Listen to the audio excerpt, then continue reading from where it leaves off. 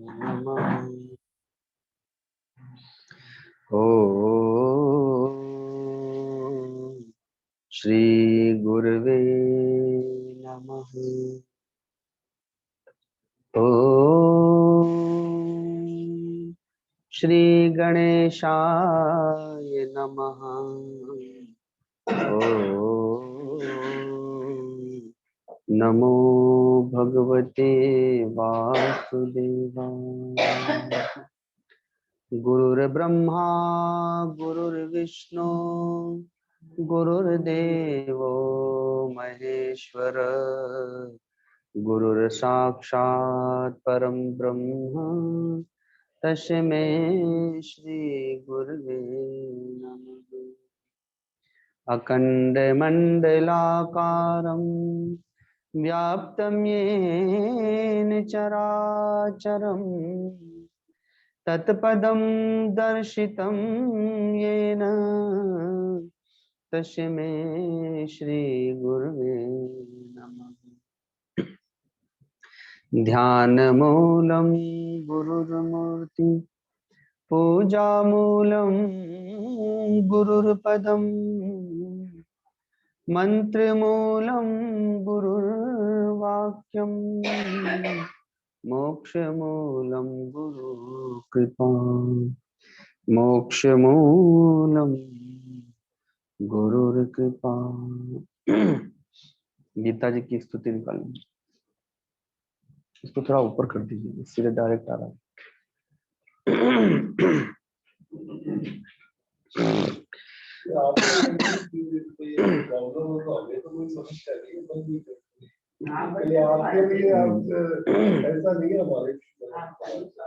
हाँ तो फिर थोड़ा सा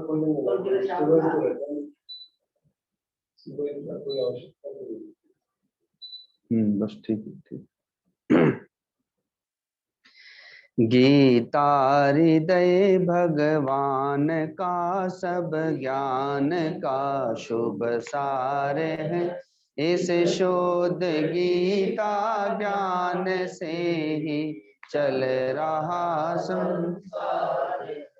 गीता परम विद्या सनातन सर्वशास्त्र पर ब्रह्म रूपी मोक्षकारी नित्य गीता ज्ञान है। इस मोह माया कष्ट से करना जिसे संसार हो, वह बैठे गीता नाव में सुख से सहज में।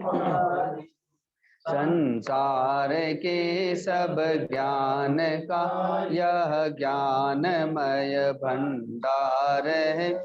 श्रुति उपनिषद वेदांत ग्रंथों का परम सुख सार है। गाते जहाँ जन नित्य हरि गीता निरंतर नेम से, रहते वहीं सुख कंद नटवर नंद नंदन प्रेम से। गाते जहाँ जन गीत गीता प्रेम से धरी। तीरथ सभी भव के वहीं शुभ शुद्ध और महान है। धरते हुए जो ध्यान गीता ज्ञान का तन छोड़ते, लेने उन्हें माधव मुरारी आप ही उठ दौड़ते। सुनते सुनाते नित्य जो लाते, इसे व्यवहार में पाते परम पद ठोकरे खाते नहीं। पाते परम पद ठोकरे खाते नहीं संसार। हरि ओम तत्सत्। हरि ओम तत्सत्। गीता जी का छठा अध्याय निकालेंगे, श्लोक संख्या 11। गीता जी का छठा अध्याय, श्लोक संख्या 11।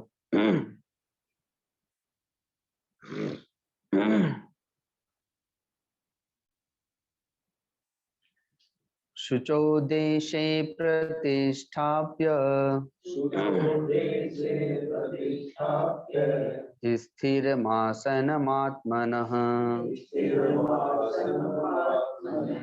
नात्युच्छ्रितं नातिनीचं चैलाजिनकुशोत्तरम्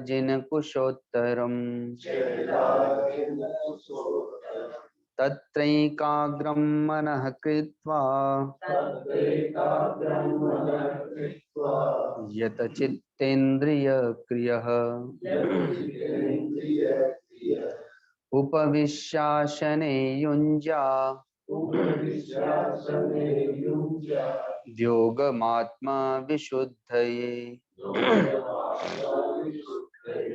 समं काय शिरो ग्रीवं धारयन्न चलं स्थिरः सम्प्रेक्ष्य नासिकाग्रं स्वं दिशश्चानवलोकयन्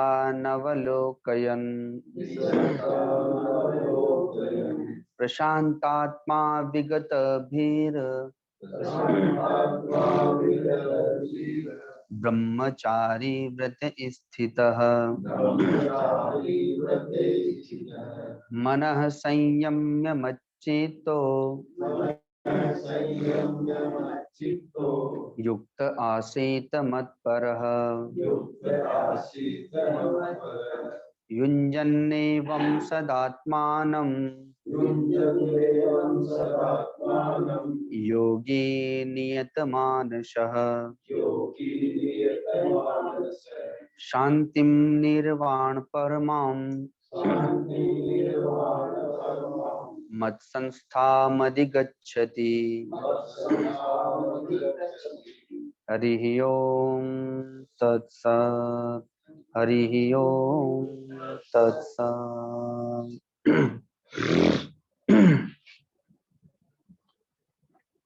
जब कोई निष्काम कर्मयोग करता है, अर्थात भगवान के लिए कर्म करता है और करने योग्य कर्म करता है, तो भगवान कहते हैं कि वही सन्यासी है, वही योगी है। और जो वो कामनाओं का त्याग कर रहा है, अर्थात संकल्पों का त्याग कर रहा है, तो वही उसके मोक्ष में हेतु होता है, कल्याण में हेतु होता है। कब तक निष्काम कर्म करना है? तो एक स्थूल कर्म होता है, एक सूक्ष्म कर्म होता है। जैसे आप भी व्यवहारिक जगत में देखते हैं कि छोटे बच्चे का खेलना ही कर्म है। अब वो चाहे खेल खिलौने से खेले, लेकिन जब वो पढ़ाई में लग जाता है तो धीरे धीरे उसकी पढ़ाई भी बड़ी होती चली जाती है, कठिन होती चली जाती है। वहां से निकलता है तो व्यापार में, सर्विस में चला जाता है। वो स्थूल कर्म है, शरीर से हो रहा है। अब वही जब वृद्ध होने लगता है तो अब उसका स्थूल कर्म सूक्ष्म कर्म में बदलने लगता है। अर्थात अब वो बहुत भारी कर्म और व्यवहारिक कर्म आदि कर्म करते हुए अब वो तीर्थों में जाना, पूजा पाठ करना और घर में केवल विचार देना, क्योंकि अब उसने देख लिया कि अब बच्चे लोग सब व्यापार संभाल लिए और घर का भी सब काम देखने लग गए, तो अब उनका काम सूक्ष्म होता चला जाता है। तो ठीक वैसे ही ये स्थूल कर्म जो है वो चित्त शुद्धि के लिए है। जब आपकी चित्त शुद्धि होती जाएगी तो आपका स्थूल कर्म सूक्ष्म कर्म में बदलता जाएगा। वह निष्काम कर्मयोग भी कब तक करना है? जब आपको सूक्ष्म कर्म की योग्यता प्राप्त हो जाए, आप योगारूढ़ होने लगे, अर्थात मन आपका भगवान में लगने लगे, तो वह स्थूल कर्म सूक्ष्मता में बदलता जाएगा। अतः भगवान कहते हैं कि उद्धरेदात्मनात्मानम, मनुष्य अपना उद्धार फिर स्वयं करे। अब वो विचार करे, चिंतन करे और फिर मन को भगवान की ओर लगाने का प्रयत्न करे, संसार से और भी अधिक। तो जिसने अपने मन को भगवान की ओर लगा दिया है वह अपना मित्र है, और जिसका मन भगवान की ओर नहीं लग पा रहा है वो अभी भी संसार की ओर लग रहा है, विषयों की ओर लग रहा है। जैसे कि कल बताया भी था वो पंजाब वालों कि सब वृद्ध लोग वृद्धावस्था में फिल्मी गीत गा रहे थे, नाच रहे थे। जैसे कि वो पाश्चात्य संस्कृति में यही होता है, वृद्धावस्था आते आते शराब में ही डूबे रहना और विषय में ही संलिप्त रहना, फिर भी वृद्धावस्था में भी। आगे भगवान बताते हैं कि जो सर्दी में, गर्मी में, सुख में, दुख में, मान में, अपमान में तथा मिट्टी, पत्थर और स्वर्ण में भी जिसका मन सम शांत रहता है, तो वो कैसे होगा? जब मन शुद्ध होगा तभी तो ये स्थिति आएगी। मन पवित्र होगा तभी उसमें सहनशीलता आएगी, क्योंकि यहाँ पर सहन करने की बात है। सुख को, दुख को सहन करना, मान अपमान को सहन करना, जय पराजय को सहन करना, लाभ हानि को सहन करना। तो अपवित्र मन तो सहन नहीं कर पाएगा, जो मन पवित्र वही सहन कर पाएगा। और मन पवित्र होगा निष्काम कर्म योग से, मन पवित्र होगा भगवान की भक्ति से, मन पवित्र होगा भगवान के ज्ञान से। ठीक वैसे ही जो सुहृद में, मित्र में, वेरी में, उदासीन में, मध्यस्थ में, देश्य और बंधुगणों में, धर्मात्मा और पापियों में भी समान भाव रखने वाला है, वह अत्यंत श्रेष्ठ है। अर्थात ऐसा नहीं कि वो मित्र से राग कर रहा है, जैसा कि कल उदाहरण दिया था, भगवान श्री कृष्ण ने अपनी नारायण सेना दुर्योधन को दे दी और अपने आप को भगवान को दे दिया। तो न वो दुर्योधन से ईर्ष्या द्वेष करते हैं और न पांडवों में राग करते हैं, आसक्ति करते हैं, वो तो धर्म के लिए जीवन जी रहे हैं। तो भीतर में वो सबके प्रति समान भाव वाले हैं। हाँ, ये बात अलग है कि बाहर से व्यवहार भक्तों के पास में और धर्मात्माओं के पास में प्रेम पूर्ण करेंगे, और दुर्योधन से उदासीन रहते हैं, समझाने के लिए गए और उसके बाद उदासीन हो गए। तो भीतर में सबके प्रति समभाव रखना है। अब आगे जब इतना कर लेंगे तब जा करके आप सूक्ष्म कर्म के योग्य बनेंगे, अर्थात ध्यान के योग्य बनेंगे। अब भगवान आगे ध्यान योग की बात बताते हैं कि परिवार में, समाज में जो लोग रहते हैं तो न किसी से राग करे, न किसी से द्वेष करे, न किसी से मोह ममता आसक्ति करे। सब भगवान ने ही जन्मा है। फूल भी भगवान के, कांटे भी भगवान के, विष भी भगवान का, अमृत भी भगवान का, सुख भी भगवान का, दुख भी भगवान का। हमारे लिए क्या बनाया है? बस हम उसका चयन करते जाएं और बाकी हमें उसमें उलझना नहीं है।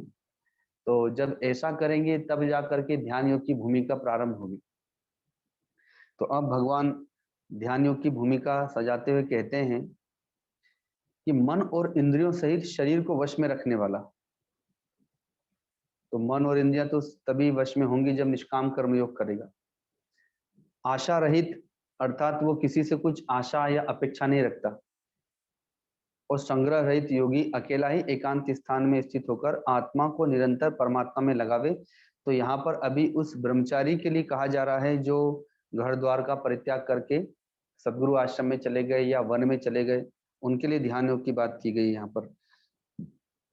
लेकिन इसको गृहस्थ आश्रम के लिए भी लिया जा सकता है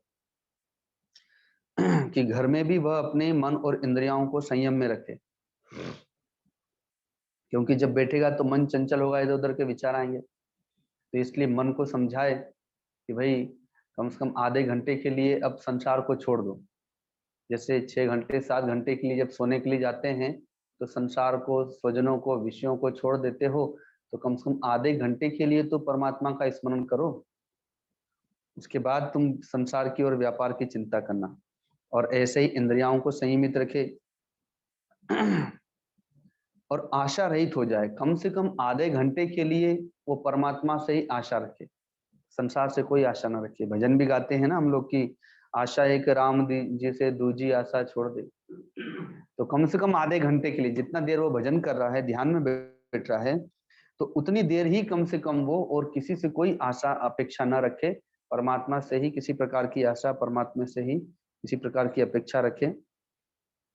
और संग्रह रहित योगी, अब चूंकि यहाँ तो सन्यासी के लिए कहा गया क्योंकि वो किसी चीज का संग्रह नहीं करता, न धन का, न वस्त्र का, न अन्न का, वो कल की चिंता नहीं करता, भगवान उसकी चिंता करते हैं। लेकिन यहाँ पर अब गृहस्थ आश्रम में है तो संग्रह रहित तभी कहा जाएगा जब वो धन की भी चिंता नहीं करेगा, बल्कि जो उसके पास धन है या वो धन के लिए जो यत्न करता है वो धर्म के लिए और भगवान के लिए करे। अर्थात उस धन को भी वो भगवान का ही माने। जो कुछ भी हमारे पास में सब भगवान का ही है। तो उसका संग्रह नहीं होगा, वो तो भगवान के लिए संग्रह किया है, वो भगवान का खजाना है। तो आशा रहित और संग्रह रहित योगी अब अकेला ही एकांत स्थान में स्थित हो।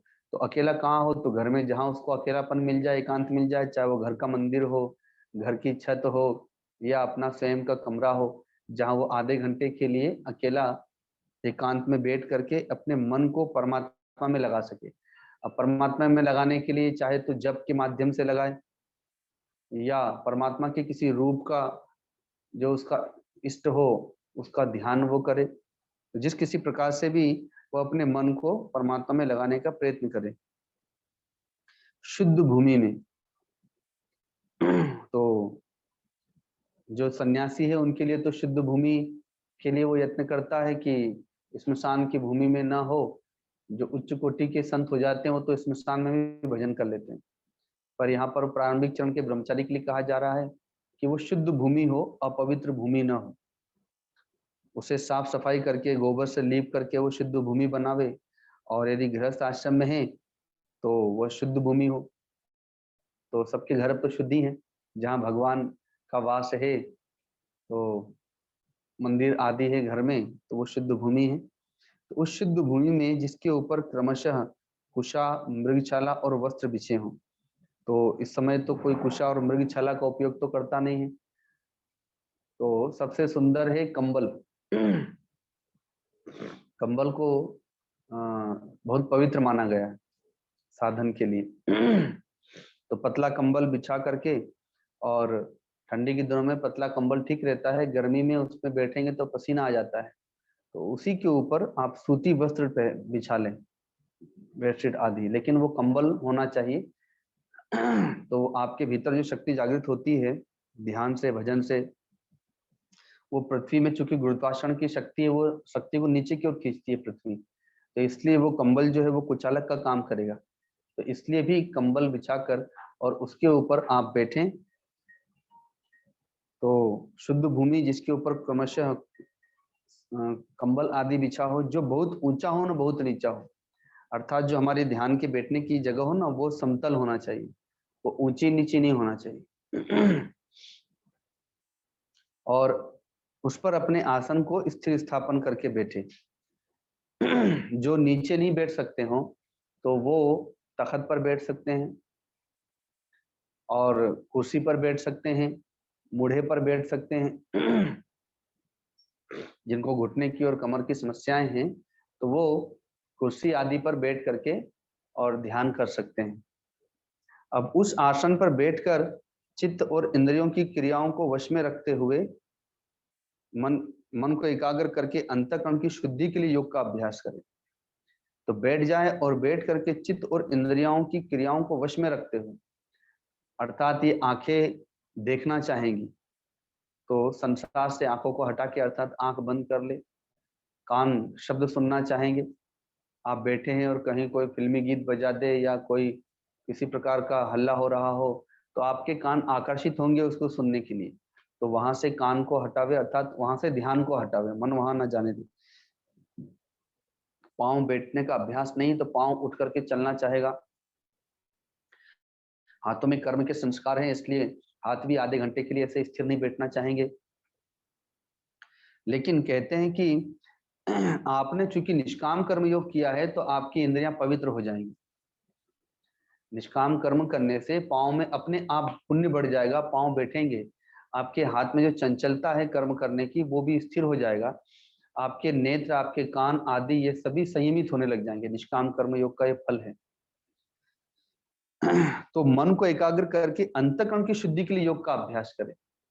ये ध्यान योग है वो भी अंतःकरण की शुद्धि के लिए, जैसे निष्काम कर्म योग अंतःकरण की शुद्धि के लिए बताया था, पर वो स्थूल कर्म योग था, और ध्यान जो है वो सूक्ष्म कर्म योग है, ये भी एक कर्म ही है ध्यान भी। तो अब आप स्थूल से सूक्ष्म कर्म में चले गए, और जैसे स्थूल कर्म योग अंतःकरण की शुद्धि के लिए था, मन बुद्धि चित्त को पवित्र करने के लिए था, वैसे ही ये सूक्ष्म कर्म भी हमारे अंतःकरण को पवित्र करने के लिए ही है। तो अंतःकरण की शुद्धि के लिए योग का अभ्यास करें। तो काया अर्थात शरीर जो है उसको सीधा बिठावे, ना तो एकदम ढीला छोड़े, जैसे बहुत से लोग ऐसे बैठ जाते हैं कमर झुकी हुई होती है। तो चाहे कुर्सी पर बैठे, तख्त पर बैठे या मूढ़े पर बैठे, लेकिन पीड़ा जिसको कहते हैं, चाहे उस पर बैठे, लेकिन रीढ़ की हड्डी सीधी होना चाहिए और बहुत ज्यादा तनी हुई भी ना हो जबरदस्ती, एकदम सहज भाव से। तो रीढ़ की हड्डी सीधी हो, अर्थात जो हमारा शरीर है अब उसको एक सांचे में ढालना है कि जिस किसी आसन पर आप सुखपूर्वक बैठ सकते हैं। कोई पद्मासन लगाता है, कोई सुखासन लगाता है, कोई सिद्धासन लगाता है, कोई वज्रासन लगाता है। जिस आसन में वो 15-20 मिनट या आधा घंटा तक सुखपूर्वक बैठ सके, उस आसन में बैठे, रीढ़ की हड्डी सीधी हो, जो हमारा सिर है वो न तो ऐसे ऊंचा हो और न ऐसे नीचे झुका हुआ हो, वो भी सीधी रेखा में शांत हो। ऐसे ही हमारी गर्दन भी होना चाहिए। तो अचल धारण करके और स्थिर होकर के बैठे, अर्थात ये नहीं कि बैठ गए तो बार बार हिलना डुलना नहीं है। भले थोड़ी देर के लिए बैठे, लेकिन थोड़ी देर स्थिर होकर के बैठे, और वो अभ्यास से हो जाएगा। और चूंकि आप निष्काम कर्म योग किए हैं तो शरीर आपका पुण्य बढ़ जाएगा, तो उसमें स्थिरता आ जाएगी। तो ये शरीर की स्थिति बताई कि शरीर किस प्रकार से होना चाहिए। ये जो मुद्राएं हैं, चाहे ये ज्ञान योग की मुद्राएं हैं, इस प्रकार से ज्ञान योग की मुद्रा में ऐसे रख सकते हैं, या अंगूठे और अंगुली को इस प्रकार से रख सकते हैं। तो ये हाथों की मुद्रा, पाँव का बता दिया कि आप चाहे पद्मासन लगा लीजिए, चाहे स्वस्तिक आसन लगा लीजिए। रीढ़ की हड्डी बता दी, आपकी जो गर्दन है वह भी सीधी रेखा में हो, आपका सिर भी सीधी रेखा में हो। अब अपने नासिका के अग्र भाग पर दृष्टि जमा करके अन्य दिशाओं को न देखता हुआ। तो बहुत से लोग क्या समझते हैं कि नासिका का अग्र भाग ये है और इसी पर ध्यान केंद्रित करने लगते हैं, लेकिन नासिका का जो अग्रभाग है ना वो यहाँ पर है। माताएं यहीं पर बिंदी लगाती हैं, पुरुष वर्ग यहीं से तिलक लगाते हैं। तो वो बिंदी इसीलिए लगाई जाती है कि सहज रूप से वहां पर एक आकर्षण बना रहता है लगा देने से, तो मन अपने आप में केंद्रित रहेगा। और पुरुष वर्ग यहाँ पर चंदन लगाते हैं, तो वह भी इसीलिए तिलक या चंदन जो लगाते हैं कि वहां पर मन आपका एकाग्र रहे। तो ये नासिका का अग्रभाग है। तो नासिका के अग्रभाग पर दृष्टि जमाकर, अर्थात मन से इस स्थान की ओर देखे। नासिका का अग्रभाग है तो मन से इस स्थान की ओर देखे, यहीं पर ध्यान करें। अब इसी स्थान पर या तो अपने इष्ट की तस्वीर को देखे, छवि को देखे। जैसे कोई भगवान कृष्ण को मानने वाले हैं, तो भगवान श्री कृष्ण की जो सबसे सुंदर छवि उन्हें लगती हो, उसको यहाँ देखते हुए याद करें। ये भगवान श्री कृष्ण का ध्यान कहलाता है। जिसके इष्ट भगवान श्री राम हैं, तो वो भगवान श्री राम की जो सबसे सुंदर तस्वीर लगती हो, छवि लगती हो, उसके यहाँ पर देखने का प्रयत्न करें। और साथ में अब वो जप भी करे, जो भी सदगुरु ने मंत्र दिया हो या जो उसके इष्ट का नाम हो। सदगुरु प्राप्त न हो तो फिर वो जो नाम हो उसी का जप करे। तो इसको कहते हैं ध्यान भी और जप भी। जप के साथ ध्यान कर रहा है, होठ बंद हो, दोनों दांत आपस में चिपके हुए ना हो, वो भी खुले हुए हो। जो आपकी जिह्वा है वो ना तो तालू से सटी हुई हो और ना नीचे की ओर से सटी हुई हो, वो भी उठी हुई हो और मध्य में आकाश में मानो हो वो। तो ना ऊपर की ओर हो ना नीचे की ओर, वो मध्य में हो। तो ऐसे करने से मन एकाग्र जल्दी होता है। ये ध्यान योग की विधि है। अब ब्रह्मचारी के व्रत में स्थित रहे, तो जो संन्यास आश्रमी है उसके लिए तो संपूर्ण ब्रह्मचर्य है। गृहस्थ आश्रम में अपनी धर्मपत्नी को छोड़ करके जो अपने से बड़ी हो उन्हें माँ के रूप में देखे, जो समानांतर हो उन्हें बहन के रूप में देखे, जो छोटी हो उनको बेटियों के रूप में देखे। ये गृहस्थ आश्रम का ब्रह्मचर्य है। तो ब्रह्मचर्य व्रत में स्थित होकर भय रहित, अर्थात अब वो भय किससे करे, उसने वो कम से कम आधे घंटे के लिए अपने शरीर को भगवान को समर्पित कर दे। तो भय न करे वो किसी बात का, क्योंकि अब उसने भगवान को शरीर दे दिया है, तो भय किस चीज का। और ऐसे ही अपने परिवार, अपने व्यापार, बाल बच्चों सबको आधे घंटे के लिए भगवान को सौंप दे और उनसे निश्चिंत हो जाए। भगवान उनकी रक्षा करे आधे घंटे के लिए। तो इस प्रकार से वो भय रहित हो जाए और भली भांति शांत अंतःकरण वाला अब उसे उसके मन में किसी प्रकार का उत्पात ना हो, भली प्रकार से शांत हो, क्योंकि उसने सब कुछ भगवान को सौंप दिया है थोड़ी देर के लिए। तो शांत अंतःकरण वाला सावधान योगी अब उस मन को रोक कर मुझ में चित्त वाला और मेरे प्राण होकर के स्थित होवे, अर्थात अपने मन को परमात्मा में लगावे। तो ध्यान योग के विषय में पहले भी कई बार आप लोग को बताया भी है। कोई किसी आसन में, कोई किसी आसन में बैठते हैं, तो अभी मैं सुखासन में बैठा हूँ, इसको सुखासन कहते हैं कि सुखपूर्वक बैठा हुआ है शरीर, आलती पालती जिसको कहते हैं। तो ये सुखासन में बैठा हुआ है, कोई पद्मासन, कोई स्वस्तिकासन, कोई सिद्धासन, कोई वज्रासन लगाते हैं। तो ये देखिए हाथों की मुद्राएं हैं, पांव सुखासन में है, हाथ ज्ञान मुद्रा में है और कमर सीधी है, आंख बंद, होठ बंद हो जाएंगे, दांत खुले हुए, जिह्वा मध्य में रहेगी और रीढ़ की हड्डी भी सीधी है, ना तो बहुत ज्यादा तनी हुई है ना झुकी हुई ही है। अपने मन को भ्रुकुटी में केंद्रित करेंगे, जो अपना इष्ट है उनका रूप याद करें और जो उनका नाम है उसको उसका जप करें। सबसे पहले प्रार्थना करें 1 मिनट के लिए।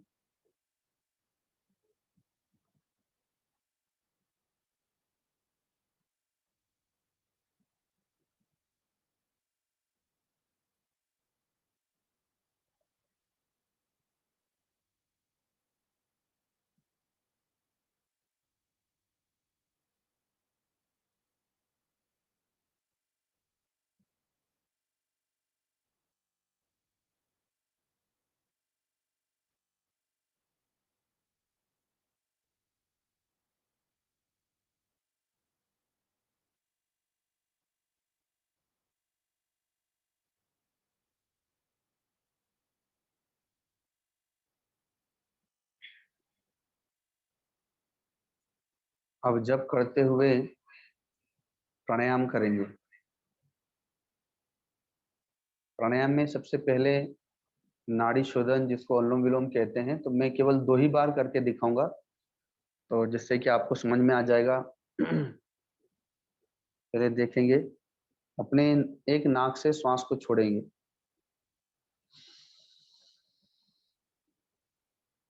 अब इसी से पुनः लेंगे, दूसरी ओर से छोड़ेंगे, फिर इसको पुनः लेंगे, पहली ओर से छोड़ देंगे। एक बार हुआ, एक बार और करेंगे, दूसरी ओर से छोड़ेंगे, दूसरी ओर से लेंगे, पहली ओर से छोड़ देंगे। ये 2 बार हुआ, ऐसे आपको 10 बार करना है। प्रतिदिन आप 10 बार करते रहेंगे। तो ये नाड़ी शोधन हुआ। इसके बाद आपको कपालभाति करना है, जिसमें केवल श्वास को छोड़ना होगा, लेना अपने आप हो जाएगा। तो आप लोग देखिए और फिर इसे करेंगे बाद में।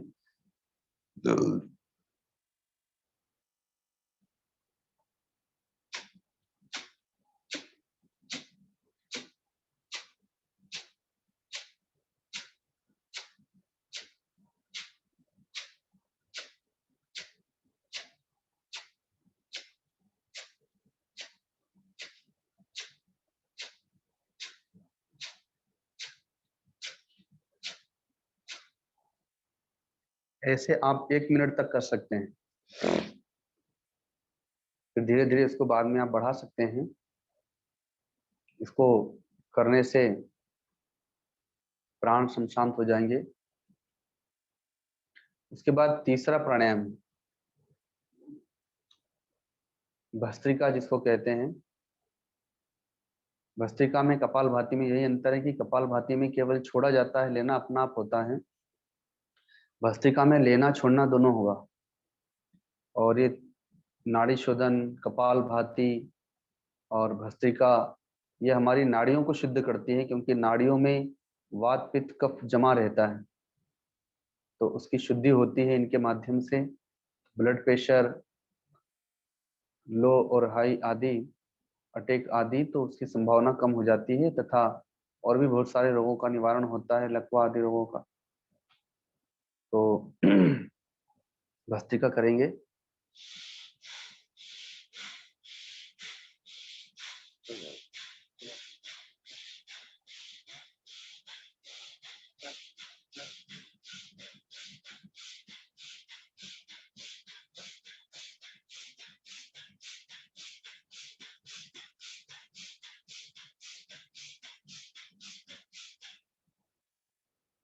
इसको धीरे धीरे बढ़ाते जाएंगे।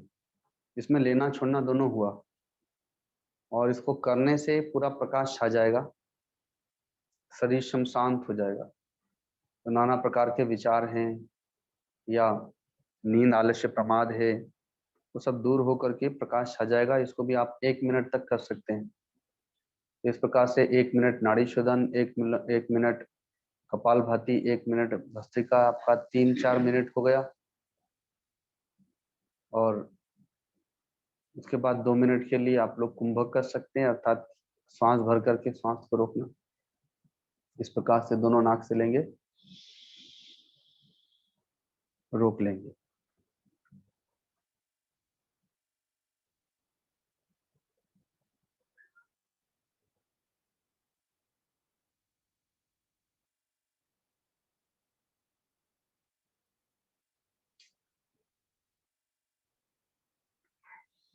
सहजता से जितनी देर रुक सके, 1 बार 2 बार करेंगे। तो ये सब मिला करके 5-7 मिनट आपका प्राणायाम हुआ।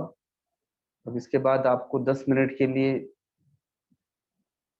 ध्यान करना चाहिए जप के साथ में। जैसे 1 मिनट भस्त्रिका, 1 मिनट कपाल भाती, 1 मिनट अनुलोम विलोम, और 1 मिनट के लिए केवल कुंभक। सब मिला के 4-5 मिनट हुआ, और 10 मिनट आप फिर ध्यान करेंगे, तो 15 मिनट का आपका प्रारंभ में हो सकता है पहले ही दिन से। थोड़ी देर के लिए जप करते हुए ध्यान करेंगे, मन को एकाग्र करेंगे भ्रिकुटी में।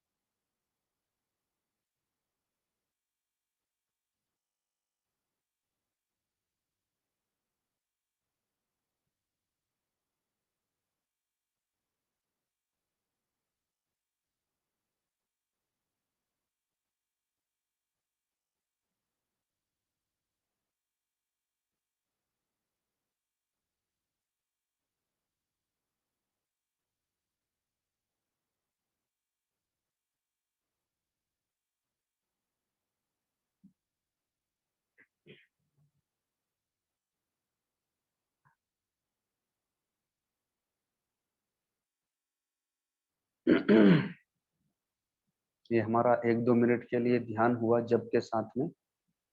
अब इसी को हम प्रतिदिन थोड़ा थोड़ा बढ़ाएंगे, 5-7 मिनट से 10 मिनट, फिर 15 मिनट, फिर कुछ महीनों में 20 मिनट।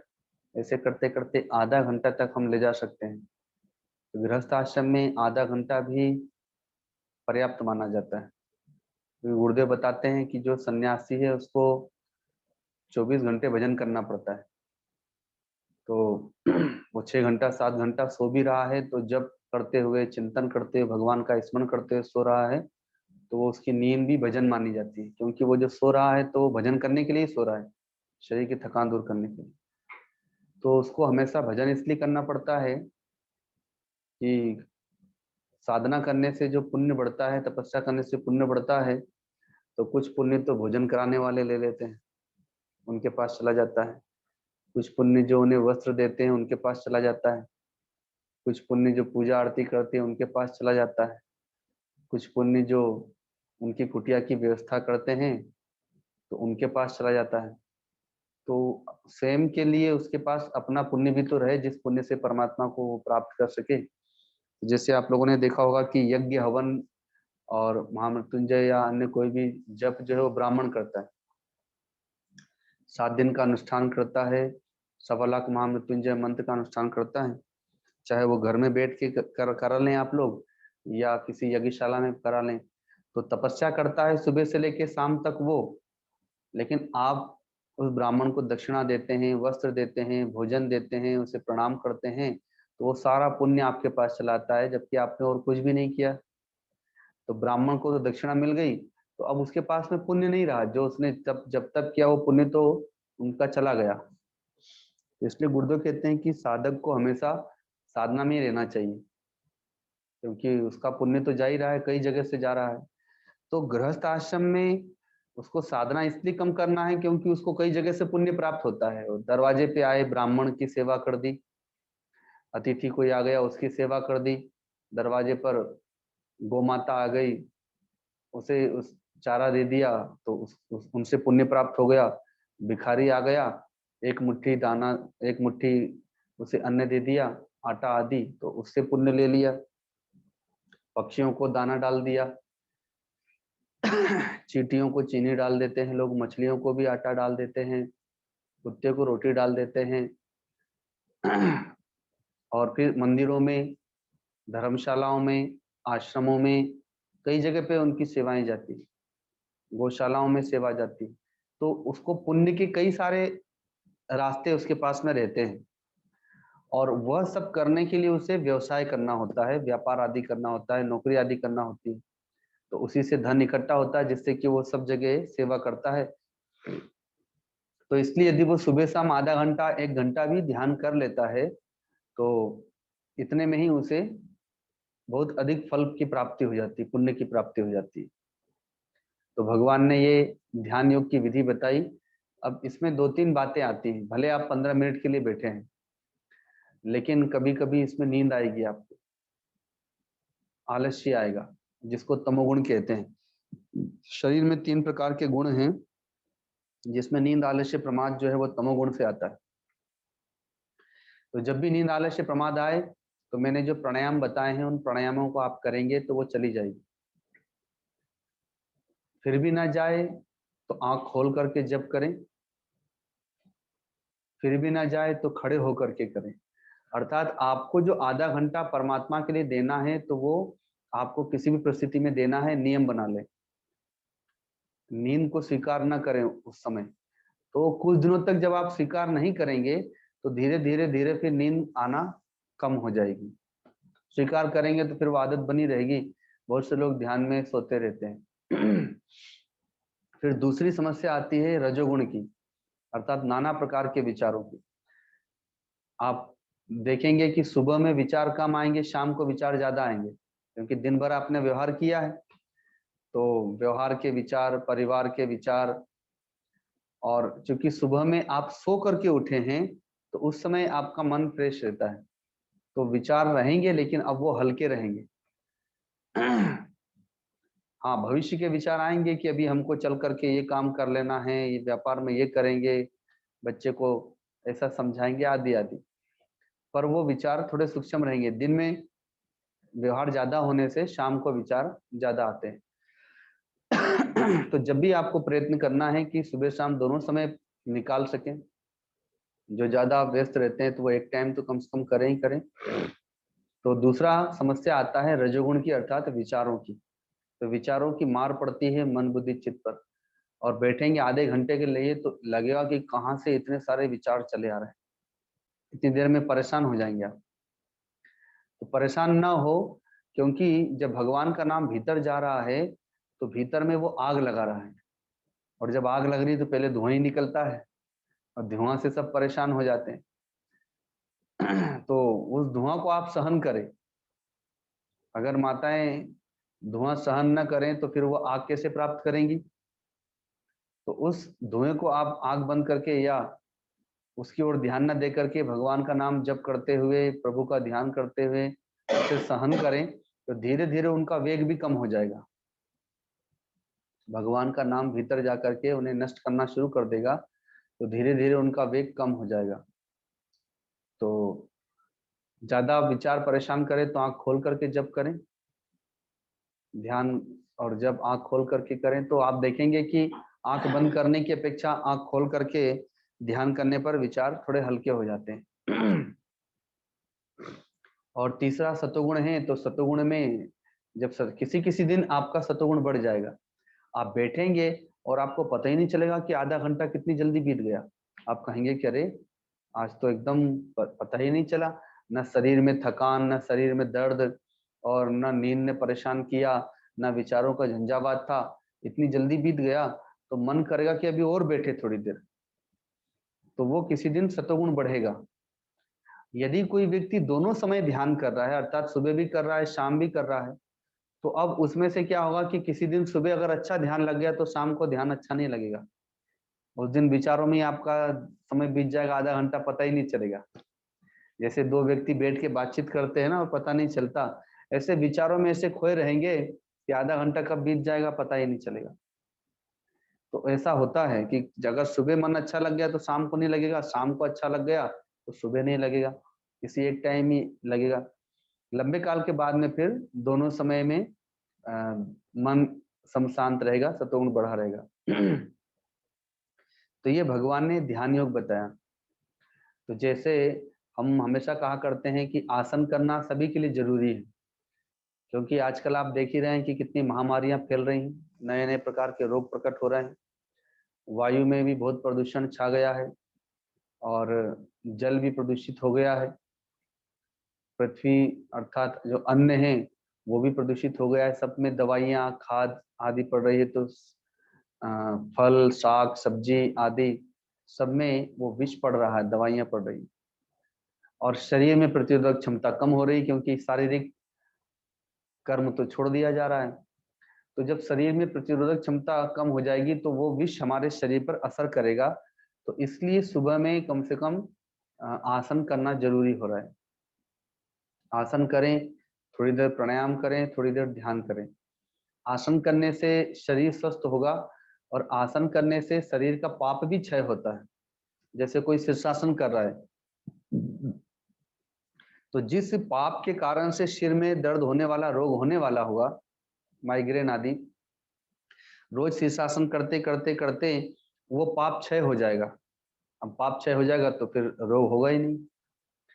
तो वो पापों का प्रायश्चित भी है आसन। तो इसलिए प्रतिदिन आसन भी करे, भले वो आधा घंटा आसन के लिए समय निकाल ले, और शेष आधे घंटे में थोड़ा प्राणायाम कर ले और ध्यान कर ले, अर्थात 1 घंटा शरीर के लिए निकाले। तो प्राणायाम करने से, आसन करने से शरीर की शुद्धि, प्राणायाम करने से प्राणों की शुद्धि, और जप और ध्यान करने से मन की शुद्धि होती है। आप देखेंगे ध्यान करने वाले में सहनशीलता आने लगती है, क्योंकि मन शुद्ध होने लगता है। तो पवित्र मन जो है वो प्रतिकूलताओं को या छोटी छोटी बातों को सहन करने की क्षमता प्राप्त कर लेता है। तो इसलिए हाँ, किसी के पास समय का अभाव है तो वो सुबह आसन कर ले और शाम को प्राणायाम ध्यान कर ले। अब इसमें यही रहता है कि खाने के कम से कम 4 घंटे का गैप होना चाहिए प्राणायाम और ध्यान में, और आसन में भी। अर्थात यदि आपने आसन प्राणायाम ध्यान पहले कर लिया तो फिर तो आप भोजन करना हो तो भोजन कर सकते हैं, जलपान करना हो जलपान कर सकते हैं, लेकिन दिन में या शाम को आपको करना है तो 4 घंटा पहले आपका भोजन हो चुका हो, 4 घंटे बाद भोजन के आप प्राणायाम और ध्यान कर सकते हैं या आसन कर सकते हैं शाम के समय में। किसी को सुबह समय नहीं मिला तो शाम को भी आसन कर सकता है। और कुछ लोग टहलने जाते हैं जिनके शरीर में ऐसा रोग है कि वो आसन नहीं कर सकते हैं, झुक नहीं सकते हैं, तो टहलने जाए और वहां पर एक्सरसाइज कर ले। बहुत से लोग ऐसे भी हैं।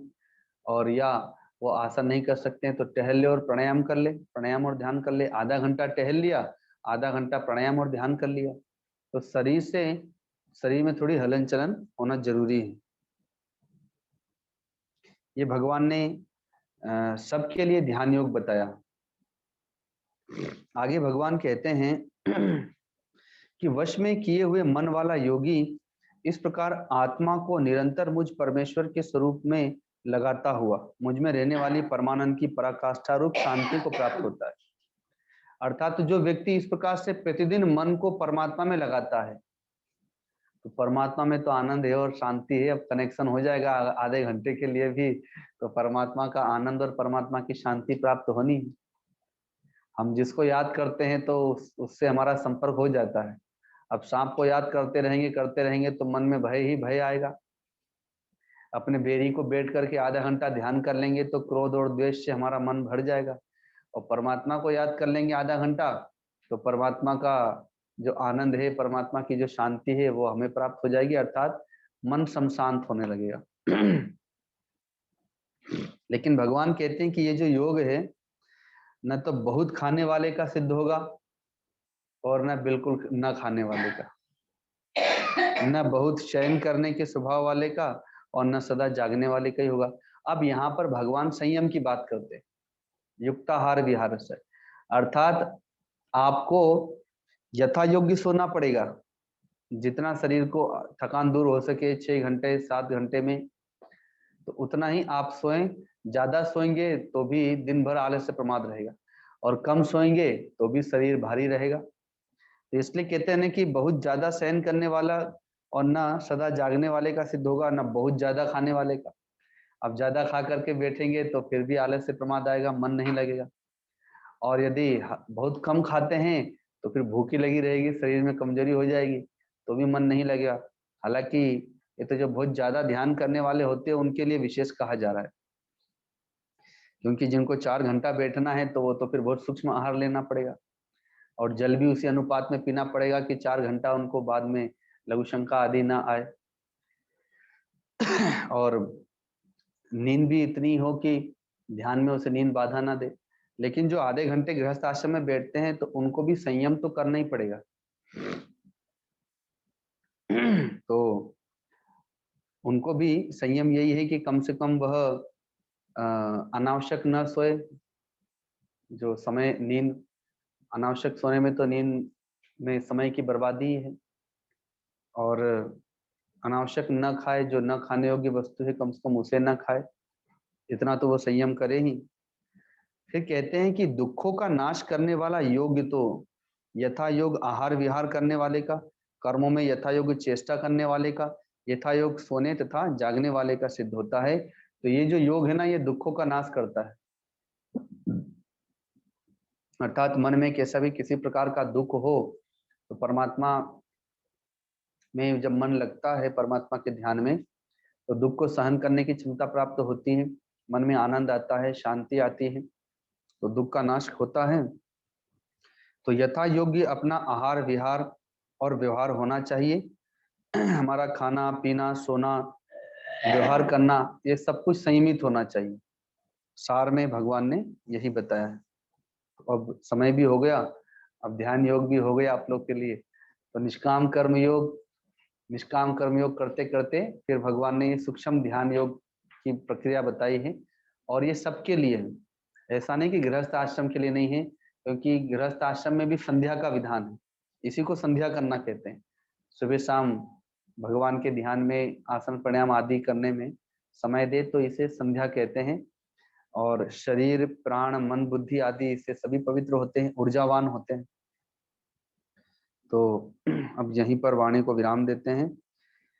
बोलिए सद्गुरुदेव भगवान की, गीता माता की, गीता विधाता की, श्री कृष्ण आनंद कंद भगवान की। नमः पार्वती पते हर हर महादेव। हाँ, जो जूम पर भक्तगण सत्संग सुन रहे हैं तो वे लोग भी जान ले कि आज है 14 तारीख। तो 14, 15 और 16 जो दोपहर का सत्संग होता है 3:30 बजे से 5 बजे तक, जिसमें पहले भजन होता है माताओं का, फिर उसके उपरांत सत्संग होता है। तो ये 3 दिनों के लिए गो कथा होगी, अर्थात गाय का ही विषय कहा जाएगा। जैसे मनुष्यों के लिए महामारी आई थी, इस समय गौ माता के ऊपर पुनः संकट आया है और महामारी आई हुई है। तो इसलिए भगवान से प्रार्थना भी रहेगी और गो का विषय कहा जाएगा, तो 3 दिनों के लिए गो कथा रहेगी। दूसरा, जो शाम के समय में अभी यहाँ पर रात्रि में 8:30 से 9:30 जो सत्संग चल रहा था, तो वो सत्संग आज शाम तक ही होगा, कल से फिर वो सत्संग नहीं होगा।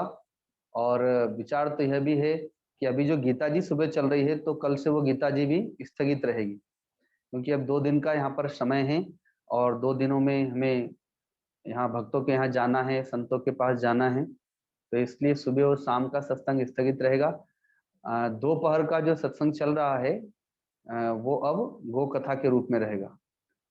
तो अब यहीं पर वाणी को विराम। तो उसी के अनुरूप आप लोग जूम पर जुड़ेंगे और उसका मैसेज आप लोग को प्राप्त हो जाएगा। जो हमारा अध्याय अभी शेष है उसे हम आगे पूर्ण करेंगे। हरिओम।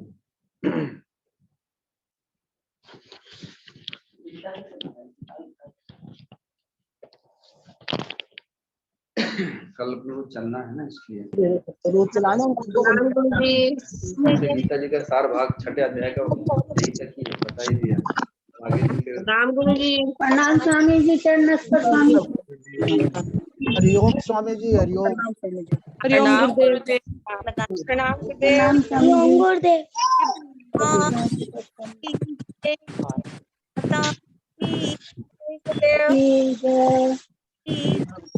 जय जय जय। प्रणाम सब। और 3:30 बजे देख रहे आए लोग, जो देख रहे हमारे सोनिया चाची।